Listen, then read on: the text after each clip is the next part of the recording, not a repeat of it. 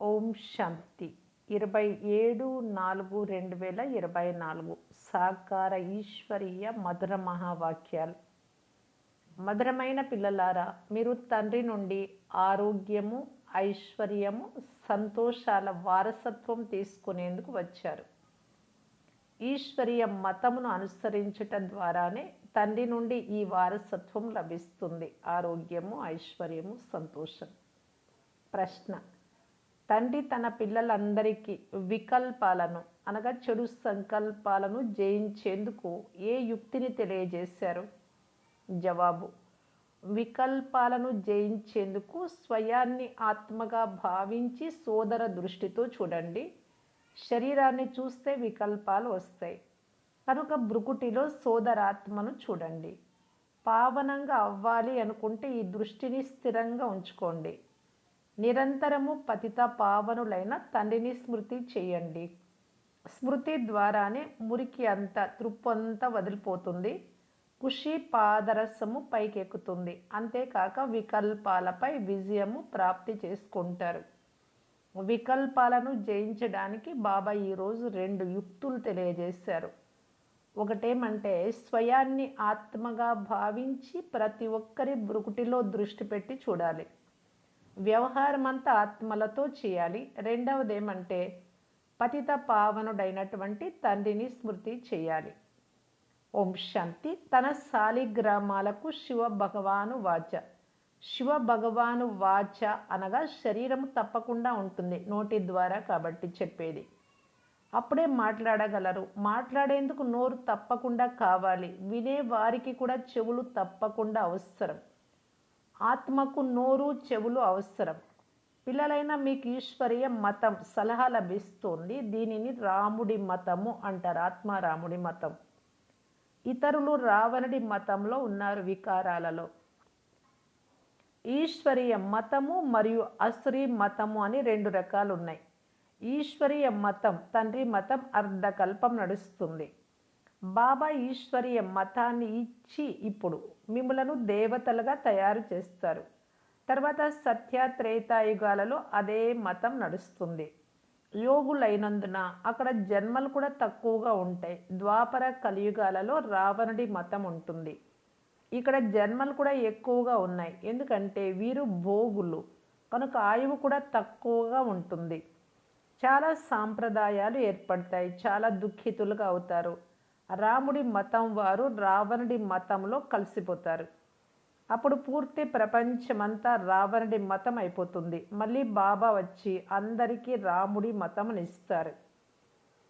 రాముడి మతం అంటే ఈశ్వరీయ మతం. సత్యుగంలో రాముడి మతము, ఈశ్వరీయ మతం ఉంటుంది. దానిని స్వర్గం అని అంటారు.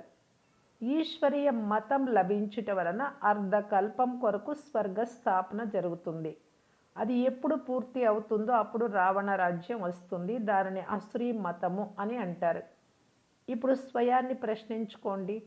మేము అసురీ మతము ద్వారా ఏం చేస్తాం? ఈశ్వరీయ మతము ద్వారా ఏం చేస్తున్నాం? మొదట నరకవాసులుగా ఉండేవారు మళ్ళీ శివాలయంలో స్వర్గవాసులుగా, శివాలయం అంటే స్వర్గం, అక్కడ స్వర్గవాసీలుగా అంటే దేవతలుగా అవుతాం. సత్య త్రేతాయుగాలను శివాలయము అని అంటారు. ఏ పేరుతో స్థాపన జరుగుతుందో తప్పకుండా వారి పేరే పెడతారు. కనుక అది శివాలయం. శివబాబా స్థాపన చేశారు. అక్కడ దేవతలు ఉంటారు. రచయిత అయిన తండ్రే మీకు ఈ విషయాలను అర్థం చేయిస్తూ ఉన్నారు. వారు ఏమి రచిస్తారో అది కూడా పిల్లలైన మీరు అర్థం చేసుకున్నారు. మొత్తం రచన అంతా వారిని ఈ సమయంలో హే పతిత పావన, హే ముక్తిదాత, రావణ రాజ్యం నుండి లేక దుఃఖంల నుండి విడుదల చేయి తండ్రి, మీరు రండి అని పిలుస్తూ ఉన్నారు. ఇప్పుడు మీకు సుఖం గురించి తెలిసింది కనుక దీనిని దుఃఖమని భావిస్తూ ఉన్నారు. లేకుంటే ఎవ్వరూ దీనిని దుఃఖము, దుఃఖధామము ఇలా భావించరు. తండ్రి ఎలాగైతే జ్ఞానసాగరులో మనుష్య సృష్టికి బీజ రూపులో, అలా మీరు కూడా జ్ఞానపూర్ణులుగా అవుతారు. బీజంలో పూర్తి వృక్ష జ్ఞానమంతా ఉంటుంది కదా, కానీ అది జడ వృక్షము, జడ బీజం. ఒకవేళ చైతన్యం అయితే తప్పకుండా చెప్పి ఉండేది వృక్షాన్ని గురించి. ఆ బీజం మీరు చైతన్య వృక్షానికి, సృష్టికి చెందిన వారు కనుక వృక్షం గురించి సృష్టి అంతా మీకు తెలుసు. తండ్రిని మనుష్య సృష్టికి బీజ రూపులు, సత్ చిత్ ఆనంద స్వరూపులని అంటారు. ఈ వృక్షం ఉత్పత్తి మరియు పాలన ఎలా జరుగుతుందో ఎవ్వరికీ తెలియదు. అలాగని క్రొత్త వృక్షం ఉత్పన్నం అవుతుంది అని కాదు. పాత వృక్షంలోని మనుష్యులు ఈ సమయంలో రావణ రాజ్యం ఉంది, వచ్చి రావణుడి నుండి విడుదల చేయండి అని పిలుస్తారు అని తండ్రి అర్థం చేయించారు. మనుషులకు రచయిత గురించి కానీ రచన గురించి కానీ తెలియదు. స్వయం తండ్రి తెలుపుతూ ఉన్నారు, నేను ఒకేసారి స్వర్గాన్ని స్థాపన చేస్తాను. స్వర్గం తర్వాత మళ్ళీ నరకం తయారవుతుంది. రావణుడు రావడంతో మళ్ళీ వామ మార్గంలోకి వెళ్ళిపోతారు. సత్యుగంలో ఆరోగ్యము, ఐశ్వర్యము, సంతోషం అన్నీ ఉంటాయి. మీరిక్కడకు తండ్రి నుండి ఆరోగ్యము, ఐశ్వర్యము, ఆనందాల వారసత్వం తీసుకునేందుకు వచ్చారు. ఎందుకంటే స్వర్గంలో ఎప్పుడూ దుఃఖం ఉండదు. మేము కల్పకల్పము పురుషోత్తమ సంగమ యుగంలో పురుషార్థం చేస్తాము అని ఇప్పుడు మీ హృదయంలో ఉంది. పేరెంత బాగుంది. ఇతర యుగాలను పురుషోత్తమ యుగం అని అనరు. ఆ యుగాలలో మెట్లు క్రిందకు దిగుతూ వస్తారు. తండ్రిని పిలుస్తూ కూడా ఉంటారు, సమర్పణ కూడా చేస్తూ ఉంటారు. కానీ తండ్రి ఎప్పుడు వస్తారో తెలియదు. ఓ గాడ్ ఫాదర్, ముక్తినివ్వండి, మార్గదర్శకులుగా అవ్వండి అని పిలుస్తారు. ముక్తి దాతగా అవుతారు కనుక తప్పకుండా తండ్రే రావాల్సి ఉంటుంది ముక్తినివ్వడానికి. మళ్ళీ మార్గదర్శకులుగా అయ్యి తీసుకెళ్లాల్సి ఉంటుంది. తండ్రి పిల్లలను చాలా రోజుల తర్వాత చూస్తారు కనుక చాలా సంతోషిస్తారు. అక్కడ అతను హద్దులోని శరీరానికి తండ్రి, ఇక్కడ వీరు అనంతమైన సృష్టికి అంతటికీ తండ్రి. బాబా సృష్టికర్త, రచన చేసి మళ్ళీ వారి పాలన కూడా చేస్తారు. పునర్జన్మలైతే తీసుకోవాల్సి ఉంటుంది. కొందరికి 10, కొందరికి 12 మంది పిల్లలు ఉంటారు. కానీ అవన్నీ హద్దులోని సుఖాలు, కాకిరెట్టకు సమానమైనవి. తమో ప్రధానంగా అవుతారు. తమో ప్రధానతలో సుఖము చాలా తక్కువగా ఉంటుంది. మీరు సతో ప్రధానంగా అవుతున్నారు కనుక చాలా సుఖం ఉంటుంది. సతో ప్రధానంగా అయ్యేందుకు తండ్రి వచ్చి యుక్తి తెలుపుతూ ఉన్నారు. తండ్రిని సర్వశక్తివంతులు అని అంటారు. భగవంతుడు సర్వశక్తివంతులు కనుక ఏమనుకుంటే అది చేయగలరు. మరణించిన వారిని కూడా బ్రతికించగలరు అని భావిస్తారు. ఒకవేళ మీరు భగవంతులైతే చనిపోయిన ఈగను బ్రతికించి చూపండి అని ఒకసారి ఎవరో వ్రాశారు. బాబాకే ఛాలెంజ్ చేశారు. ఇలా అనేక మంది అనేక ప్రశ్నలు ప్రశ్నిస్తూ ఉంటారు. తండ్రి మీకు శక్తిని ఇస్తారు. తద్వారా మీరు రావణుడిపై విజయాన్ని పొందుతారు. కోతుల లాంటి వారు మందిరానికి యోగ్యులుగా అవుతున్నారు. వారు ఏమేం చేసేసారో చూడండి. వాస్తవానికి మీరంతా భక్తులైన సీతలు. మీ అందరినీ రావణుడి నుండి విడిపించారు. రావణుడి ద్వారా మీకు ఎప్పుడు సుఖం లభించదు. వికారాల ద్వారా ఎప్పుడు సుఖం లేదు. అది బాబా అంటున్నారు. ఈ సమయంలో అందరూ రావణుడి జైలులో ఉన్నారు. రాముడి జైలు అనరు. రాముడు వచ్చేదే రావణుడి జైలు నుండి విడిపించేందుకు. 10 తలల రావణుడి బొమ్మను తయారు చేస్తారు, కానీ 20 భుజాలు చూపించరు. పురుషుల్లో 5 వికారాలు, స్త్రీలోని 5 వికారాలు ఉన్నాయని తండ్రి అర్థం చేయించారు. దానిని రావణ రాజ్యము లేక 5 వికారాల రూపీ మాయా రాజ్యము అని అంటారు. వీరి వద్ద చాలా మాయ ఉంది, మాయా నశ పెరిగి ఉంది అని అనరు. ధనాన్ని మాయ అని అనరు. ధనమును సంపద అని అంటారు. పిల్లలైన మీకు సంపద మొదలైనవి చాలా లభిస్తాయి. మీరు ఏమి అడగవలసిన అవసరం ఉండదు. ఎందుకంటే ఇది చదువు. చదువులో అడుక్కోవడం ఉంటుందా? టీచర్ ఏం చదివిస్తారో అది విద్యార్థి చదువుతాడు. ఎవరు ఎంత బాగా చదువుతారో అంత పొందుతారు. అడుక్కునే మాటే లేదు. ఇందులో పవిత్రత కూడా అవసరం. ఒక్క అక్షరానికి కూడా విలువ ఎంత ఉందో చూడండి. పదమాపదం పత్తులు అంటే కోటాను కోట్ల విలువ ఉంది. తండ్రిని గుర్తించండి, వారిని స్మృతి చేయండి. ఆత్మ ఎలాగైతే బిందువుగా ఉందో అలా ఆత్మనైన నేను కూడా బిందువునే అని తండ్రి తమ పరిచయం ఇచ్చారు. తండ్రి సదా పవిత్రులు, శాంతి, జ్ఞానము, పవిత్రత సాగరులు. మహిమ వారిది ఒక్కరిదే. ప్రతి ఒక్కరికి వారిదే అయిన స్థానం ఉంటుంది. కణ కణంలో భగవంతుడు ఉన్నారు అని నాటకాన్ని కూడా తయారు చేశారు. ఎవరు నాటకాన్ని చూసి ఉంటారో వారికి తెలుసు కదా. మీరు ఎక్కడికైనా వెళ్ళండి, కేవలం సాక్షిగా ఉంటూ చూడాలి అని బాబా మహావీరులైన పిల్లలకు చెప్తూ ఉన్నారు. ఇప్పుడు మీరు రామరాజ్యాన్ని స్థాపన చేసి రావణ రాజ్యాన్ని సమాప్తం చేస్తారు. ఇది అనంతమైన విషయం. వారు హద్దులోని కథలను తయారు చేశారు. మీరు శివశక్తి సైన్యం. శివుడు సర్వశక్తివంతులు కదా. మీరు శివుడి శక్తిని తీసుకొనే శివుడి సైన్యం. వారు శివసేన అని పేరు పెట్టుకున్నారు. బాంబేలో శివసేన ఉంది కదా, అది. ఇప్పుడు మీకు ఏమని పేరు పెట్టాలి? మీ పేరు ప్రజాపిత బ్రహ్మకుమారి కుమారులు అని పెట్టబడింది. అందరూ శివుడి సంతానమే. పూర్తి ప్రపంచంలోని ఆత్మలందరూ తండ్రి సంతానమే. శివుడి ద్వారా మీకు శక్తి లభిస్తుంది. శివబాబానే మీకు జ్ఞానాన్ని నేర్పిస్తారు. దాని ద్వారా మీకు అర్ధకల్పం విశ్వంపై రాజ్యం చేసే శక్తి లభిస్తుంది. ఇది మీ యోగ బలపు శక్తి. వారిది బాహుబల శక్తి. భారతదేశపు ప్రాచీన రాజయోగానికి చాలా మహిమ ఉంది. దేని ద్వారా స్వర్గ స్థాపన జరిగిందో ఈ భారతదేశపు ప్రాచీన యోగాన్ని నేర్చుకోవాలనుకుంటారు. క్రీస్తుకు ఇన్ని సంవత్సరాల క్రితం స్వర్గం ఉండేది అని అంటారు. అది ఎలా తయారైంది? యోగము ద్వారా. మీరు ప్రవృత్తి మార్గంలోని సన్యాసులు. ఇంట్లో ఉంటూ కూడా వారు ఇల్లు వాకిళ్ళు వదిలి అడవిలోకి వెళ్ళిపోతారు. డ్రామా అనుసారం ప్రతి ఒక్కరికి పాత్ర లభించింది. ఇంత చిన్న బిందువులో ఎంత పెద్ద పాత్ర ఉంది. ఇది ప్రాకృతికము అంటారు.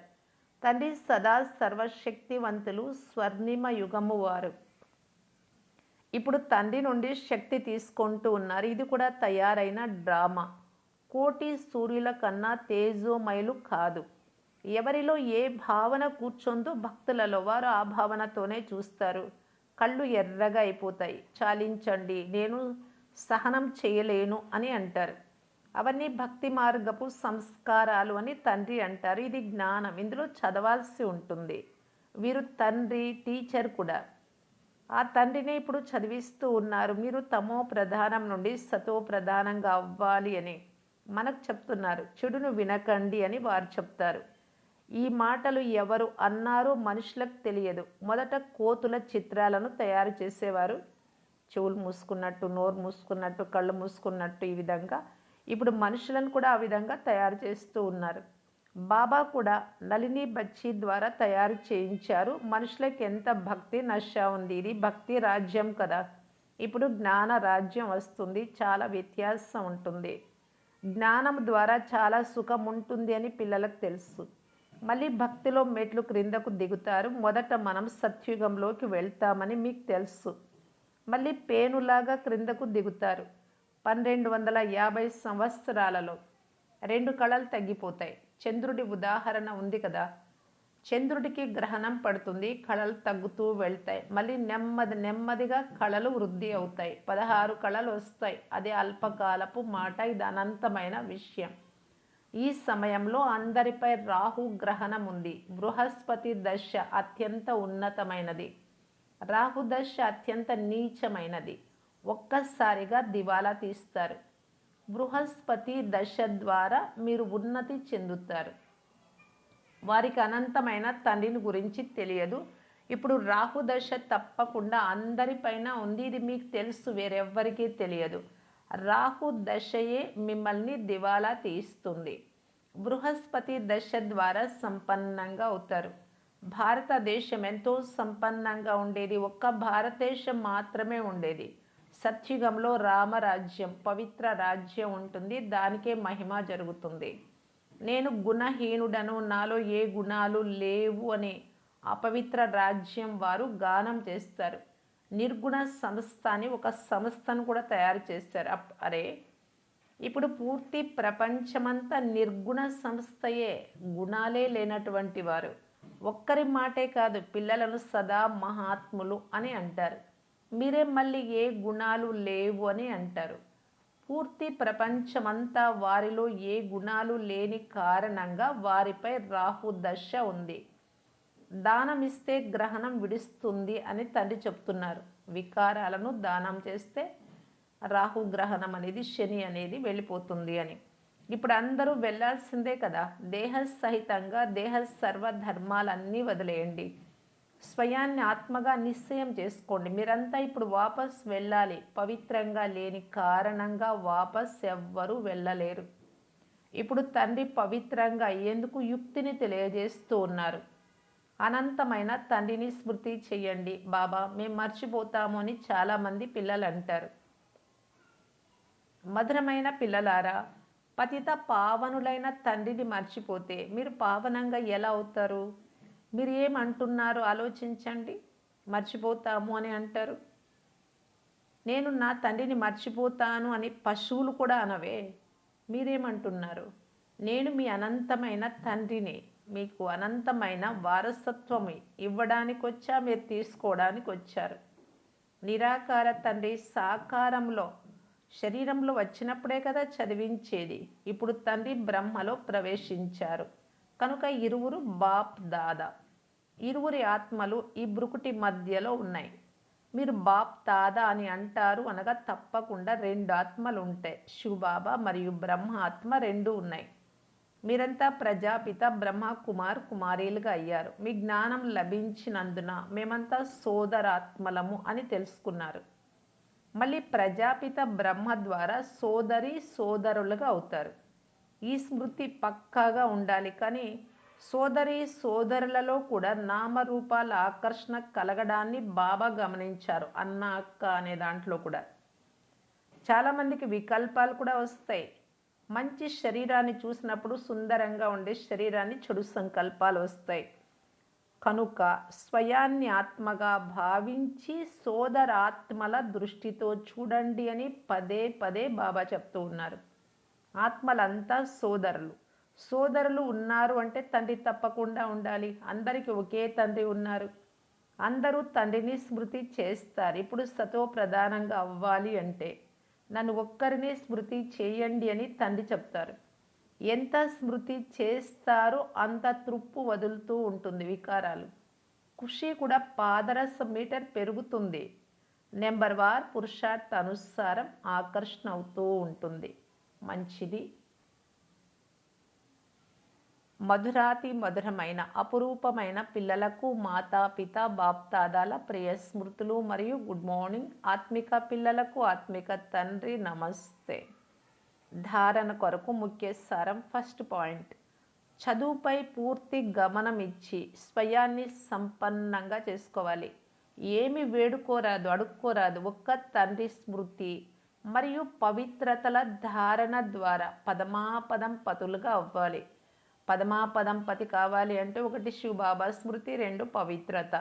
సెకండ్ పాయింట్, రాహు గ్రహణం నుండి ముక్తులుగా అయ్యేందుకు వికారాలను దానం చేయాలి.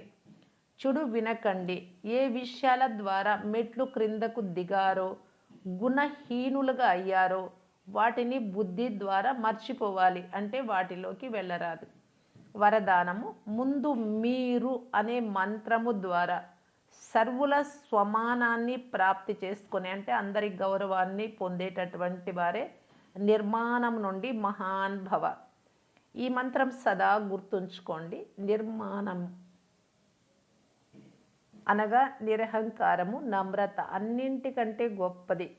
ముందు మీరు అని అనడమే అందరి నుండి స్వమానాన్ని అనగా గౌరవాన్ని ప్రాప్తి చేసుకునేందుకు ఆధారం. అందరి నుండి గౌరవం పొందాలి అంటే మీరు అనాలి. మీరు అనడం అంటే ప్రతి విషయంలో కూడా ఇతరులను ముందు ఉంచడం. మీరే చెప్పండి, మీరే కూర్చోండి, మీరే ముందు ఉండండి. ఇలాగా ఏ విషయంకైనా ముందు పెట్టాలి ఇతరులను, అంటే మనస్ఫూర్తిగా. అప్పుడు అందరి గౌరవము పొందుతాం. దాని గురించి బాబా చెప్తున్నారు. మహాన్గా కావాలి అంటే ఈ మంత్రాన్ని, మీరు అనే మంత్రాన్ని వరదాన రూపంలో సదా జతలో ఉంచుకోండి. వరదానాల ద్వారానే పాలింపబడుతూ ఎగురుతూ గమ్యానికి చేరుకోవాలి. వరదానాలను కార్యంలో ఉపయోగించినప్పుడే శ్రమ చేయాల్సి వస్తుంది. ఉపయోగించినప్పుడు శ్రమ ఉండదు. వరదానాలతో పాలింపబడుతూ వరదానాలను కార్యంలో ఉపయోగిస్తూ ఉంటే శ్రమ సమాప్తమైపోతుంది. సదా సఫలత మరియు సంతుష్టతలను అనుభవం చేస్తూ ఉంటారు.